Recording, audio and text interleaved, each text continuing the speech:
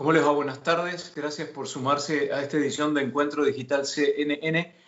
Hoy leemos, desde ayer de hecho, estamos leyendo tres noticias muy importantes que tienen que ver con esto del coronavirus. Por un lado, se ha llegado a la cifra de 500.000 muertos a nivel global, una cifra significativa que tal vez, al hacer el cálculo de la población global, no nos llama demasiado la atención, pero choquea, sobre todo porque estamos rodeados de esta incertidumbre ante la falta de una respuesta por no tener todavía una vacuna, por no tener un proceso de tratamiento confirmado, por lo menos que sea 100% efectivo, pues es una enfermedad nueva.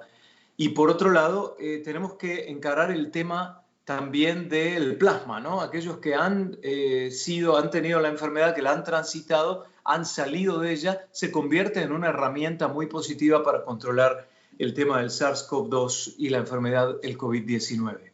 Vamos a hablar con José González, que es del Jackson Memorial. Él es experto en infectología de la Universidad de Miami y de este hospital de esa ciudad. ¿Cómo le va, doctor? Buenas tardes, muchas gracias por la invitación. ¿Cómo continúa el tema con respecto al medio millón? Choquea, como decía al principio, pero me pregunto, ¿es solamente de aquellos países que tienen un gran índice de población o en realidad es algo del interés global por donde estamos parados hoy en esta pandemia? Yo creo que el número absoluto es muy importante, ya que nos dice que ha tenido un gran impacto a nivel mundial la infección por coronavirus, dejando una alta cantidad de muertos. Hay que tener en cuenta que este virus tiene una alta letalidad, alrededor del 2%, y si lo traducimos a datos comparativos con otros virus respiratorios como la influenza, es aproximadamente 10 a 20 veces más alta la letalidad. Así que el impacto de este virus ha sido muy grande a nivel mundial y específicamente en Estados Unidos. Esta tasa de mortalidad hay que evaluarse día a día. Al momento, la tasa de mortalidad se ha mantenido estable y es algo positivo, pero claro, hay que tomar en cuenta también que existen casos nuevos. Así que el impacto real de la mortalidad se va a ver en las próximas 2 semanas, dada la evolución clínica de este virus en particular.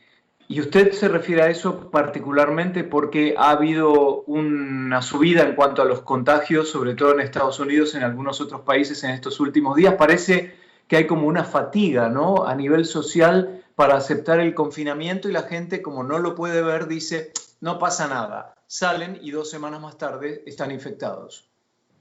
Sí, definitivamente han habido muchos factores negativos que han influido para este incremento sostenido de los casos. Uno de ellos es la fatiga de la población, pero también la flexibilización de las medidas preventivas o de mitigación. Me refiero a la reapertura de la ciudad en fases, lo cual lamentablemente no ha tenido las consecuencias favorables que esperábamos. Y un tercer factor que creo que fue de importancia en las últimas semanas fueron las protestas, que hicieron que mucha gente, sobre todo joven, saliera a las calles y posiblemente propagara la enfermedad de una manera masiva. Así que yo creo que estos datos se tienen que tomar seriamente, ya que al momento hay que reevaluar la situación actual que tenemos a nivel del país, posiblemente retroceder en la reapertura y de repente está sobre la mesa la posibilidad de un confinamiento absoluto como se produjo al inicio de la pandemia. Y cuando usted se refiere a Estados Unidos, yo no puedo dejar de pensar en España, que en realidad este fin de semana también se marcó el primer día sin muertos, fue el sábado. Fue un confinamiento bastante estricto, bastante vertical por parte de las autoridades, aunque la ciudad de Madrid, por ejemplo, con tantos infectados como tuvo hace unos meses nada más, pasó de fases y fue creciendo a una libertad condicional, entre comillas, muy bien, a diferencia de Estados Unidos, por ejemplo, que también ha pasado a una libertad un poco más evidente, pero con ese número de infectados en crecimiento. ¿Son solo las protestas el factor probablemente importante o en realidad tiene que ver con otro hecho? Yo creo que existen varios factores y uno de ellos, si comparamos a la población europea con la población americana, tal vez exista un mayor sentido de conciencia social en población europea. Y creo que en América lo que tenemos es más un individualismo que no permite adoptar estas medidas de mitigación y hacen que las personas, sobre todo jóvenes, propaguen la enfermedad de manera muy amplia. ¿Por qué al principio decíamos, por ejemplo, que los jóvenes eran menos proclives a contagiarse y la mayoría de la gente que participó de las protestas es joven? Sube el nivel de contagiados entre jóvenes, eso por un lado. Por el otro decíamos, es más factible que el pico llegue a Sudamérica en los meses de invierno. Estamos en pleno verano en Estados Unidos y los números suben. Sí, con respecto a la pregunta de los jóvenes, lamentablemente es una población muy activa y dinámica que hace, y también existe un gran porcentaje de pacientes asintomáticos en este grupo etario. Se ha calculado que aproximadamente 40% de las personas jóvenes son asintomáticas. Es por eso que pueden propagar el virus de una manera masiva y sin tener mayor control a nivel de la comunidad. Y yo creo que desde el punto de vista de la estacionalidad, que se llama así, cuando existe un cambio de propagación del virus con el cambio climático, lamentablemente no se ha visto un cambio en la propagación de este virus en particular con el cambio de clima. Si aplicamos conceptos de influenza, por ejemplo, sabemos que en el verano los casos tienden a disminuir, la propagación cae en 20%, pero lamentablemente por este coronavirus no se ha presentado esa estacionalidad que esperábamos. Y en pleno verano, ahora en Estados Unidos, vemos un incremento sostenido de los casos. ¿Será que los jóvenes tienen un sentimiento de invulnerabilidad más alto que los adultos y que los adultos mayores y por eso se arriesgan más? ¿O es una cuestión que va más allá de la naturalidad de la edad y de la maduración que tiene una persona? Bueno, eso no lo sabemos exactamente. Yo creo que los factores ambientales y sociales contribuyen definitivamente a la propagación de la enfermedad y sobre todo la afectación de este grupo etario. Me refiero a pacientes jóvenes. Ya es así que el promedio de edad en pacientes afectados en Florida específicamente es de 37 años. Pero hay un concepto, en mi opinión, errado. Esta población no es del todo inmune a las complicaciones. Últimamente estamos viendo mayor tasa de hospitalización y también un incremento discreto de la muerte en personas jóvenes. Me refiero en el rango de 20 a 44 años. Así que yo creo que la demografía, los datos epidemiológicos van cambiando poco a poco y ya no es la típica persona vulnerable mayor de 65 años la que termina sufriendo las consecuencias fatales del coronavirus. Ahora estamos viendo población más joven. Y uno de los datos que tal vez contribuyen a esto es que existe una alta tasa de obesidad. Sabemos que la obesidad es más o menos 40% en nuestro país y la obesidad es un factor de riesgo que incrementa las chances, más o menos a 5 a 7 veces un riesgo mayor de desarrollar complicaciones por el coronavirus. Es así que las personas jóvenes actualmente hospitalizadas y bueno, en cuidados intensivos tienen una tasa alta de obesidad en los centros hospitalarios. ¿Cómo definimos obesidad, doctor? Bueno, una BMI mayor de 35 es considerado obesidad. Ok. Es decir, una persona como usted o una persona como yo, probablemente con un 15, 18 de masa, ¿cómo se dice BMI en español? Índice de masa corporal. Estaría normal, digamos, una persona que uno lo ve que es semiatlético, que no necesariamente tiene un cuerpo musculoso y que se la pasa en el gimnasio, pero un tipo más o menos con un cuerpo equilibrado y que se puede mover, que es activo, que no tiene un índice de glucemia alto, que tiene unos hábitos de alimentación más o menos respetables y deseables. Esa persona no es obesa, aunque, por ejemplo, yo mido 5'8" y peso 180 libras. A mí me han dicho que yo estaba pasando a la obesidad, cuando en realidad yo decía, pero ¿cómo? Yo pasando a la obesidad, pues si tengo una cintura de 32 pulgadas, ¿no? Es un poco más peligroso que aquel que tiene un poco de pancita, ¿no? Exacto, hay varios parámetros para evaluar la obesidad y uno de ellos es la cantidad de grasa corporal. Definitivamente en una persona que tiene mayor peso por masa muscular no se considera con sobrepeso o con obesidad a pesar de que los números puedan indicar ello. Y quisiera resaltar una de las particularidades de la obesidad, ya que estos pacientes, al tener mayor masa corporal, mayor grasa abdominal, hace que su capacidad ventilatoria sea más reducida. Es por eso uno de los factores que contribuyen a la mayor hospitalización y mayor riesgo de complicaciones en este contexto de coronavirus. Pero si el virus entra a través de los alveolos en el sistema respiratorio, ¿cómo es que una persona que tiene obesidad se va a ver más complicado en la respiración? Si en realidad no estamos hablando de una cuestión mecánica, sino de una cuestión de ataque de un de un virus y que el cuerpo empieza a tratar de defenderse y genera el problema que genera la guerra de citoquinas, ¿es? Exacto, la tormenta de citoquinas. En realidad sí, es correcto. Este virus tiene una fisiopatología muy particular y la mayoría de personas que se complican por este coronavirus a la segunda semana desarrollan una respuesta inflamatoria exagerada que termina inflamando de manera marcada los pulmones. Pero como un mecanismo compensatorio de las personas, la capacidad ventilatoria tiene que estar adecuada para poder compensar este tipo de inflamación marcada. Si una persona es obesa y tiene una capacidad ventilatoria muy baja, desde inicio, entonces estos mecanismos compensatorios no se van a dar. Así que es por eso, y también sumado a algunos factores anatómicos que hacen que las personas obesas sean más difícil, por ejemplo, intubarlas o conectarlas a ventilación mecánica. Es por eso que la mortalidad en estas personas es significativamente mayor. Cuando leía su biografía, doctor, usted tiene experiencia también en HIV y no dejo de hacer una comparación en cuanto a la mutación, por ejemplo, del HIV, que es bastante significativa, y no así hasta ahora, por lo menos lo que los expertos que he entrevistado me decían, que no había una mutación significativa con el SARS-CoV-2. ¿Podemos decir que no hay mutación? Lamentablemente a la fecha no lo podemos decir. Y ciertamente se ha identificado una mutación a nivel de laboratorio, pero que es preocupante, la mutación 614G. Esta mutación estaba presente desde el principio de la pandemia, pero en una proporción muy menor, menos del 1%.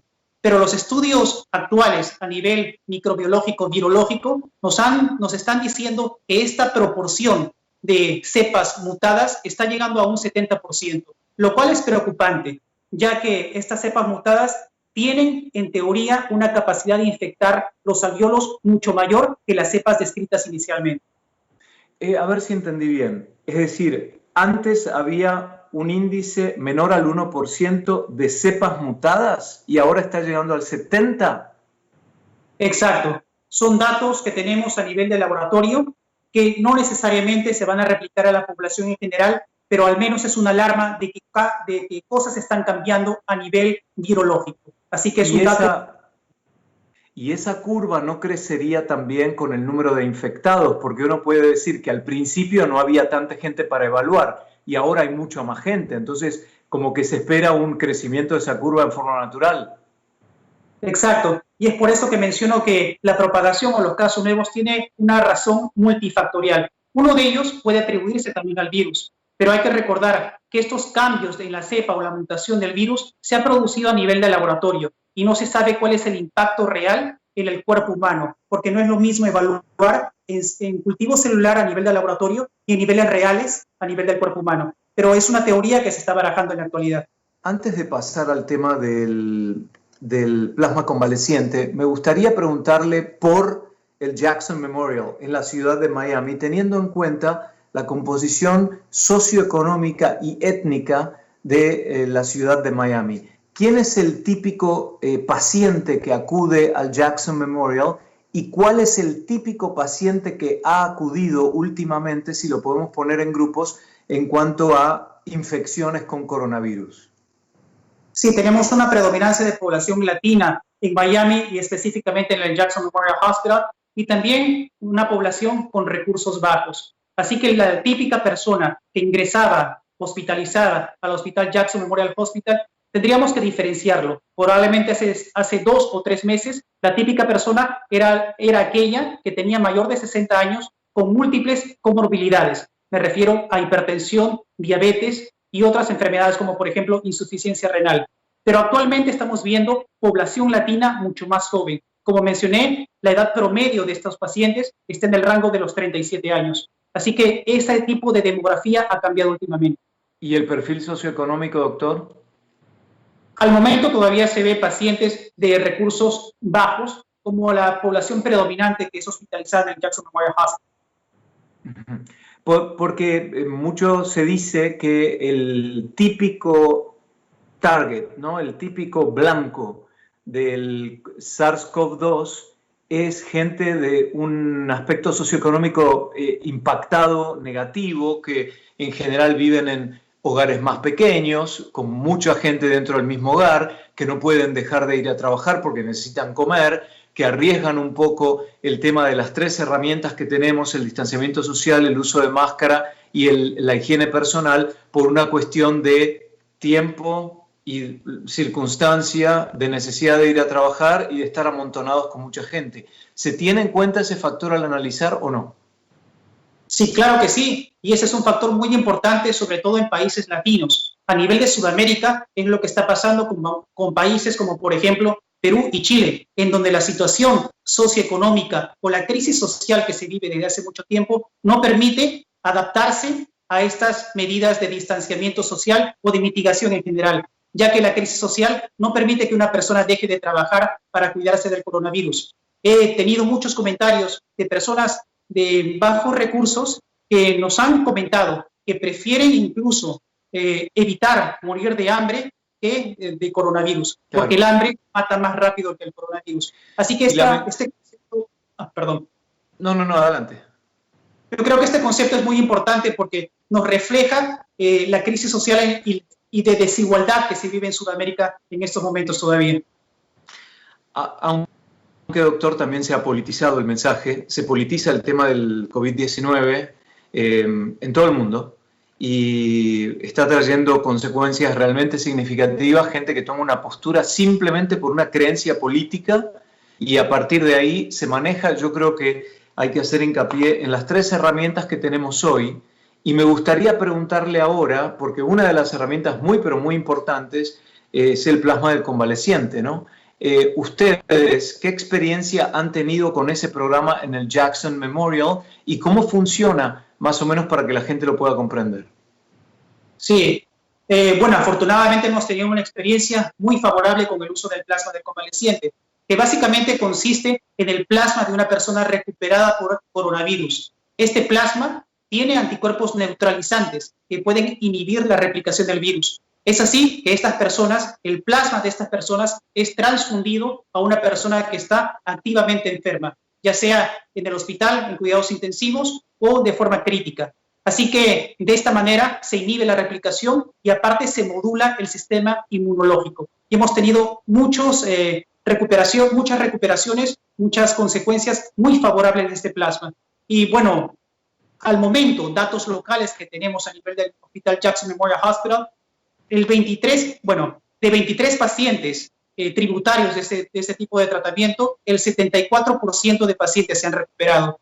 Y si vamos a datos un poco más amplios, la Clínica Mayo a nivel de todo el país, más o menos ha tenido 5,000 pacientes tratados y una publicación reciente muestra que la tasa de mortalidad de estos pacientes tratados con plasma del convaleciente es baja. Y sobre todo, un dato muy importante es que la tasa de complicaciones atribuidas al plasma del convaleciente son muy bajas, del menos del 1%. Quiere decir que esta estrategia terapéutica es muy segura y que trae beneficios probablemente en la mortalidad. El factor tiempo debe ser muy importante, ¿no? A partir del momento en que reciben un paciente y se confirma la infección, si es un paciente de riesgo, debe ser protocolo inmediato poder hacer una transfusión de plasma, ¿no? Exacto. Al momento, los criterios de inclusión para dar plasma del convaleciente es pacientes con enfermedad severa o crítica, pero pensamos que en un futuro cercano estos criterios se van a ampliar y también incluir pacientes con una evolución moderada. Hay una vinculación entre la Clínica Mayo y ustedes en el Jackson Memorial, ¿no? Con respecto a este tema. Sí, lo que pasa es que es el uso extendido o ampliado del plasma del convaleciente, cuya sede central de investigación está en la Clínica Mayo y nosotros somos un centro de investigación perteneciente a ese network. Entonces, por ejemplo, si yo supusiera que tuve el COVID-19, pero no lo tengo confirmado, y digo, uy, bueno, yo estuve enfermo en el mes de marzo, tal vez lo tuve, ¿cómo puedo hacer para ver si puedo ser parte del estudio del plasma del convaleciente? Una de las medidas que podemos hacer es medir la cantidad de anticuerpos neutralizantes que existen en la sangre. De esa manera sabemos si una persona ha tenido el COVID y si es inmune al COVID y se puede utilizar el plasma como, el plasma en personas enfermas. Pero yo como paciente, como un señor normal, ¿qué puedo hacer? ¿Cuál es mi primer paso? Estoy en casa y digo, tal vez yo tuve COVID-19. A ver, ¿qué hago? Trabajamos con One Blood Donate. Ellos se encargan de medir los anticuerpos neutralizantes y escoger a los candidatos ideales para que sean donantes de plasma de convaleciente. ¿Cómo se llama eso? One Blood Donate. One, del número 1, plot, P-L-O-T, plot de argumento, ¿cuál sería la traducción? Donate. ¿Mm? One blood de sangre, donate. De donation. Blood. One blood donate. Es mucho más fácil entonces. ¿Es el número 1 o la palabra 1? La palabra 1. Ok, one blood, como sangre en inglés, one, número 1, escrito, blood, donate, donar. Lo pueden buscar en internet, porque yo no sabía, por ejemplo, yo no estuve enfermo, ¿no? Lo único que recuerdo, me enfermé en Suiza en el mes de noviembre, poco probable que haya sido COVID-19. No recuerdo los detalles de la enfermedad, pero siempre me voy a fijar. Ahora me voy a fijar por las dudas, a ver qué dice la website. Doctor, yo decía, tenemos pocas herramientas, tenemos algunas. Mencioné el Remdesivir para casos complicados que reduce el tiempo de recuperación. Hoy estaba leyendo que Gilead, que es el laboratorio que se encarga justamente de producir esta droga, cobra alrededor de $2.300 en los hospitales, aún aquellos que tienen seguro médico, lo cual para mucha gente es muchísimo dinero en los países de primer mundo, decía el artículo, habría que confirmarlo. Eso es un elemento que tenemos. El Remdesivir que se aplicó en diciembre en el paciente cero, en la ciudad de Everett, en el estado de Washington. Es decir, desde hace tanto que se viene probando y realmente ofrece una especie de alivio. Después tenemos el tema del plasma convaleciente y los estudios que tenemos en cuanto a las investigaciones para lograr una vacuna. La autoridad de infectología, podemos decir, más importante de Estados Unidos, el doctor Anthony Fauci, ahora él está diciendo que en realidad no hemos llegado al momento más crítico. Siempre dicen que si seguimos hacia adelante, y él dice que un 75% de la efectividad de la droga, él estaría de la vacuna, él estaría satisfecho si se llegara a ese número. ¿Por qué 75%? ¿Qué pasa? ¿Puede no funcionar con el resto de la gente? Sí, lamentablemente la inmunidad es muy difícil de evaluar y no se puede tener como objetivo un porcentaje tan alto. Y hay que recordar que virus respiratorios como la influenza, la vacuna por la influenza tienen una efectividad aproximadamente del 40 a 60%. Así que 75% es un objetivo alto y creo que a la vista de los sucesos muy adecuado. Pero, doctor, el hecho de que la influenza tenga varias cepas diferentes y el coronavirus, estamos hablando de no tantas todavía confirmados, por ahí de alguna forma da la expectativa de que ese número se puede lograr, porque han pasado ¿cuántos meses? ¿6 meses, 7 meses? Sí, y esperemos que eso se mantenga. Y definitivamente los estudios clínicos en fase 3 van a darnos una respuesta más adecuada sobre ello. Y bueno, los estudios se inician en el mes de julio y terminan probablemente en diciembre o enero. En ese momento los resultados preliminares nos van a decir exactamente cuál es el porcentaje de efectividad de la vacuna. Pero esperemos que sea tan alta como 75% o incluso mayor, considerando que no existen mutaciones muy marcadas que de repente lo diferencian de influenza en ese sentido. La Organización Mundial de la Salud también dijo a través de su director o de su autoridad máxima que lo peor está por venir, que si se confirma un rebrote como es el que estamos probablemente viendo en este momento, tal vez no hemos visto nada de esta enfermedad. ¿Qué le parece? Yo creo que los datos que se manejan a la fecha son preocupantes y definitivamente en las próximas semanas, en mi opinión, debido a la evolución clínica de la enfermedad, vamos a ver un incremento de la mortalidad. Así que yo espero pacientemente, espero que esto no se presente, pero si es así, yo creo que las próximas semanas van a ser duras y tenemos que tomar medidas ante ello y reevaluar la situación en el contexto que vivimos. Posiblemente, como mencioné anteriormente, la posibilidad de una cuarentena absoluta, confinamiento, está en la mesa y dependiendo de la evolución de la enfermedad y los datos que tenemos, podría aplicarse en un futuro cercano. ¿Qué pasa, por ejemplo, cuando usted sale de su casa con el auto y ve los malls, los shopping centers con muchísimos autos, las playas con muchísima gente? Yo lo vi acá, distintos locales, supermercados, shopping centers. Acá hasta hay tránsito, en la hora pico hay tránsito acá en esta ciudad, en Atlanta. Entonces yo me preguntaba y decía, bueno, si la gente tiene un distanciamiento físico, si observa el tema de utilizar una máscara para proteger al otro y si practica la higiene personal, puede ir a un restaurante, a un supermercado, a un gimnasio, a un shopping center. ¿Qué le pasa a usted por la mente teniendo mayor información cuando ve los estacionamientos, los parqueaderos llenos de autos? Sí, nuevamente, yo creo que nos falta un poco de conciencia social y definitivamente yo creo que la persona promedio es muy individualista y no piensa en la salud de otras personas. Y de esta manera creo que tenemos que trabajar difundiendo esta noticia, que tal vez parezca redundante, pero hay que hacerlo cada vez que se pueda. Y decir definitivamente que las medidas más efectivas para luchar contra este coronavirus son las medidas de mitigación. Me refiero al distanciamiento social y específicamente 2 metros o 6 pies de separación de una persona a otra, el uso del sanitizer, que tiene que ser obligatorio, y el uso de la mascarilla. No solamente es el uso individual de la mascarilla, ya que sabemos que la mascarilla protege a una persona que está alrededor nuestro, pero no nos protege a nosotros que estamos utilizando la mascarilla. Para que esta medida sea totalmente efectiva, ambas personas en contacto tienen que usar la mascarilla. Así que hay que definir bien esto y comunicarlo y difundir este concepto en la población. Doctor José González del Jackson Memorial de la Universidad de Miami, experto en infectología. Gracias por su tiempo. Muchas gracias por la invitación. Ha sido un gusto. Y así lo ven. Así que yo voy a tomar 3 o 4 respuestas del doctor González y los voy a postear aquí mismo en cnne.com y en las distintas plataformas para que ustedes tengan acceso a 3 conceptos o 4 conceptos más destacados de esta interesante conversación. Es la comunicación multiplataforma, ¿no? Allí nos vemos. Tenemos Twitter, Facebook, Instagram, la página web, la televisión, la radio, etcétera. De eso se trata. Hasta mañana.